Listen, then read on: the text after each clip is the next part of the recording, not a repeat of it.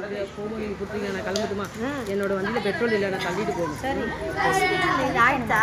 Sweet இருக்கு, அது குழந்தைங்களுக்கு லாஸ்ட்டில் கொடுத்துருங்க. ஓகே முடிஞ்சதுக்கப்புறம் 3 எக்ஸ்ட்ரா இருக்குது. இந்த இதுக்கெல்லாம் சுண்டல். சரி ரைட்டு. எடுத்துக்கிட்டீங்களா சாப்பிட்றதுக்கு? நீங்கள் எடுத்தடா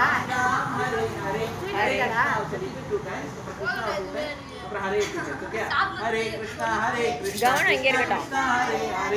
हरे राम राम राम हरे हरे हरे कृष्णा कृष्णा कृष्णा हरे हरे हरे राम राम हरे हरे